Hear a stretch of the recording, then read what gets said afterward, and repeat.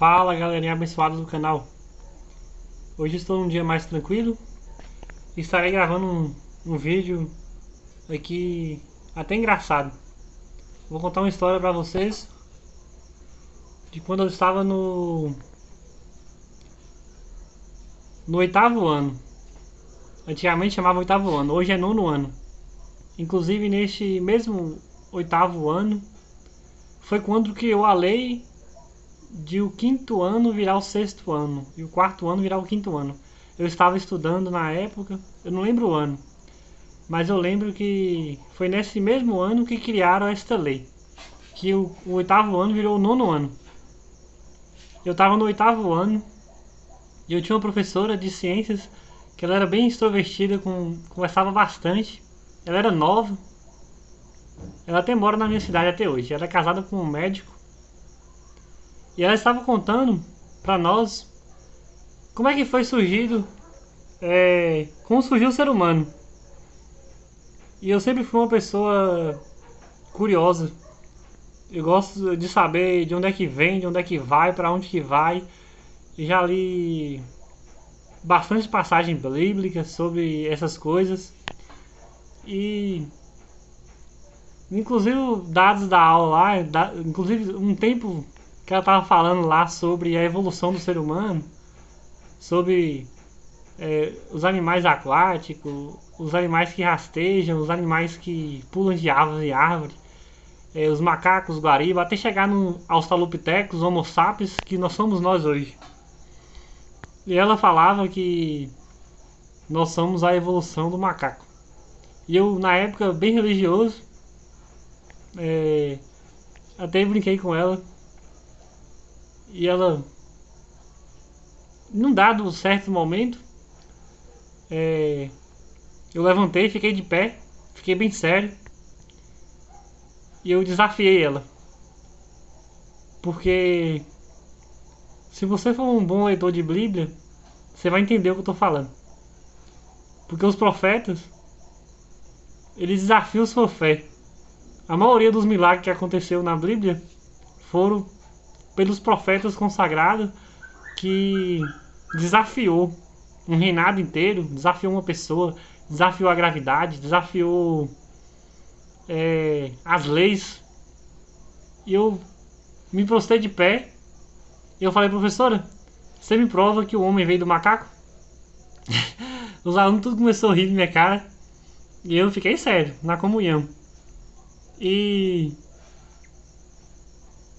o tempo foi passando, ela não tinha prova nenhuma que nós veio do macaco. Aí eu falei pra ela assim, eu te provo que nós não veio do macaco. Quem criou nós foi o Altíssimo. Aí ela falou assim, então você me prova. E eu peguei e falei assim, ó, se os animais marítimos evoluíram e começaram a rastejar e viraram os macacos, e os macacos evoluíram e viraram nós, se nós veio do macaco, por que o macaco hoje não evolui e vira ser humano? Na hora que eu falei isso, ela estatalou os olhos e olhou assim, menino, o que você está falando aí? Eu falei assim, eu ia te provar que nós não veio do macaco. Porque se nós tivesse vindo do macaco, o macaco estava até hoje evoluindo e nós contemplaríamos um macaco virando ser humano. Isso não existe. Quem nasceu ser humano é ser humano. Quem nasceu macaco é macaco. E depois que eu terminei de desafiar a professora, aí todo mundo, uns começou a rir, outros queriam bater palma e foi bem emocionante. Foi o primeiro desafio que eu fiz na minha vida. Eu desafiei a professora na frente de 45 alunos. Não tive medo, porque eu tinha certeza do que eu estava falando. Vou contar mais uma vez para vocês que eu desafiei a professora. Eu estava no terceiro ano do ensino médio, faltava poucos meses para a formatura. E eu tinha uma professora de geografia muito estudada. Ela tem 3 faculdades, tem doutorado em geografia. Ela é bem estudada sobre a geografia. Ela tem tudo sobre mapa. E mais uma vez, as coisas que ela estava falando não estava batendo com as coisas corretas, como elas são.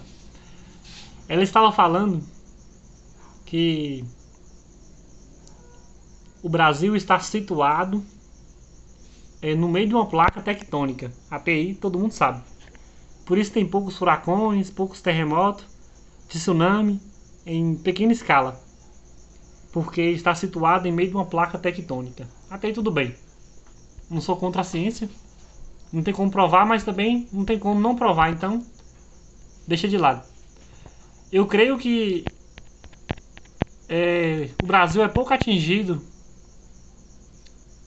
por tsunami, furacões e terremotos por causa da quantidade de cristão. O país que mais tem cristão no mundo é o Brasil.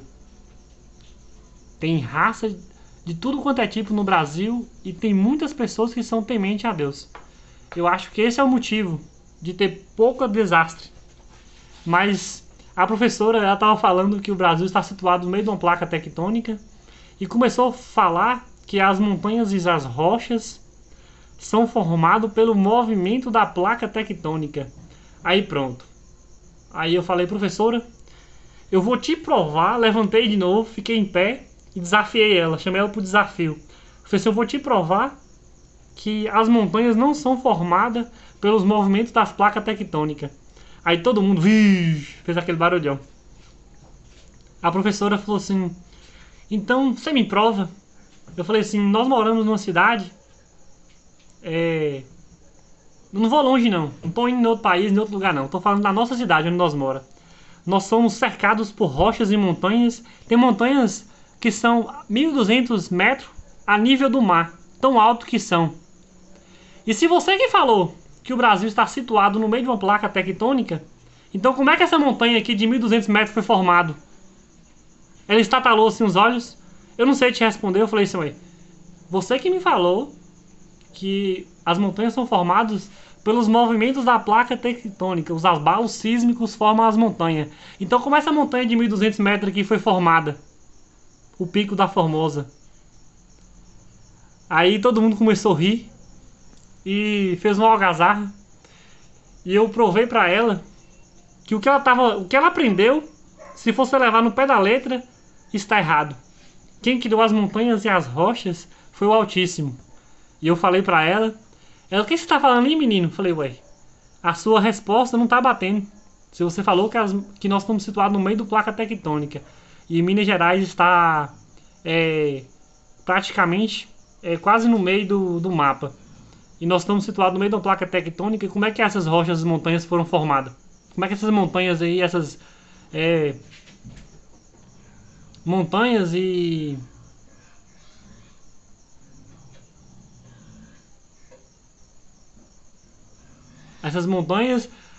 esses outeiros gigantes aí foram formados? E ela não soube me responder. E ela ficou muito estatalada e não sabia o que fazer. E eu provei para ela que ela estava errada. Assim como a professora de ciências, uma das mais estudadas da região, essa de geografia, ela tem dois cargos, ela tem dois cargos do estado, ainda tem parte em uma escola particular. Ela é bem estudada mesmo. E ela não soube me desafiar. Na hora do desafio que eu chamei para a verdade, ela não conseguiu me responder. Com as suas próprias palavras, eu desmascarei ela. O que ela aprendeu não estava certo.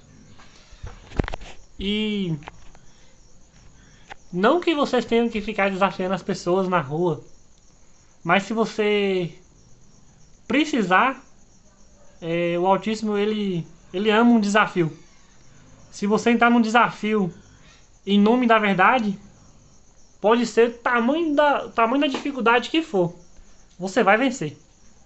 Porque quem está na frente é os reis dos reis e o senhor dos senhores.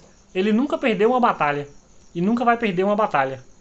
Então, se você entrar em um desafio no nome dele, você não vai perder.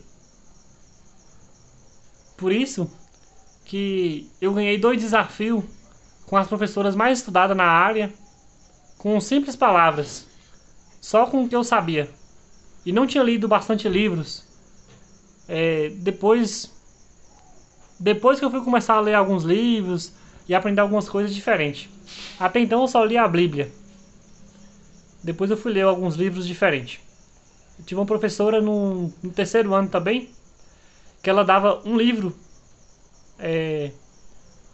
Era um livro por mês. Você tinha que ler ele e fazer um resumo. Em vez de fazer a prova, você fazia um resumo do livro. Então incentivou muito a leitura. Nós ficou um ano, leu praticamente uns 12 livros.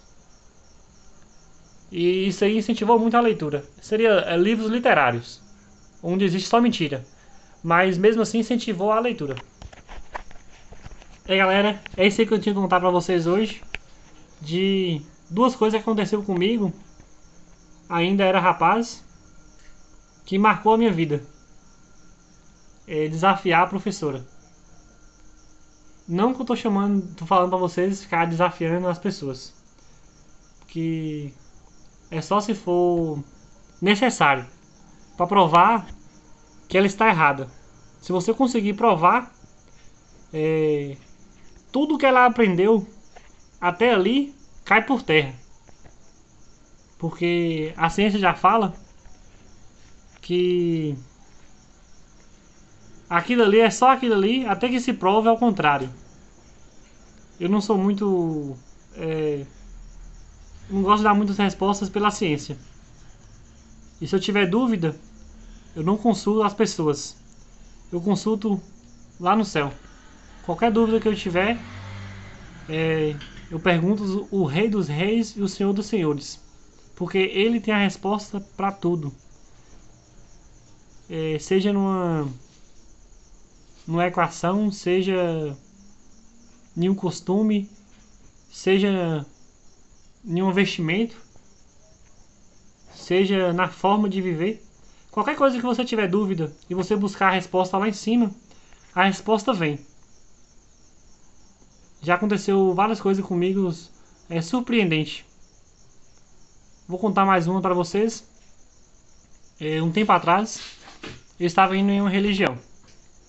E eu comecei a ver algumas coisas que não me agradavam. E eu olhava e falava assim, isso não tá certo. Isso não tá certo. E eu comecei a desgostar daquilo ali. Chegou um ponto que eu falei assim, acho que eu não vou mais. Eu não vou mais porque aquilo já tá começando a abalar o meu sentimento. Algumas coisas que eu via não estavam me agradando. E eu estava indo fazer a feira em um supermercado aqui perto. Já tinha feito a feira, faltou alguns itens que não tinha num supermercado grande. Aí eu fui comprar num supermercadinho aqui perto mesmo. Eu acho que era de limpeza, detergente, sabão e bombril. E eu falei dentro de mim, naquele mesmo dia, dentro do meu coração, eu não falei pra ninguém. Eu falei assim, eu não vou mais. A partir de hoje eu não vou mais porque eu não estou me sentindo bem. Onde eu estou, não está me sentindo bem. E eu falei isso e fui no supermercadinho com minha esposa. Acho que ela estava grávida, com um barrigão. E tinha um bebo desmaiado, escorado na árvore e babando, com a boca virada de lado e babando. Na hora que eu encostei perto dele, ele estatalou os olhos assim e virou pra mim e falou assim, ó, faz do jeitinho que você tá pensando. Faz dessa mesma forma que você pensou aí. Aí ele falou, fechou os olhos e voltou a dormir de novo. Deus usou da boca de um bebo para falar com a minha alma. Uma coisa que eu falei entre eu e Deus, porque eu não estava me sentindo bem onde eu estava, estava sendo sufocado. Então, algumas coisas bem curiosas já aconteceu assim. Não foi só uma vez. Alguma coisa que eu leio na Bíblia, eu tenho dúvida, eu pergunto, aí com o tempo, tem hora que demora meses, tem hora que demora anos, mas a resposta sempre vem. Eu nunca as pessoas não ficam no vácuo. Tem que ser paciente, porque a resposta vem na hora certa. Você tem que estar preparado para ouvir a resposta. Então, você não pode ouvir uma coisa a qual você não vai suportar. Por isso é tão difícil uma resposta celestial. Mas você não fica sem resposta. O céu é 100% de justiça. Então você não vai ficar injustiçado. Eu espero que você tenha gostado do vídeo. Foi só um entretenimento que aconteceu comigo, ainda jovem. Mais pra frente eu estarei contando mais algumas coisas pra vocês. Se inscreve no nosso canal, curte, comenta, compartilha. Fundamentos da Mente Humana, a arte da poesia. Valeu!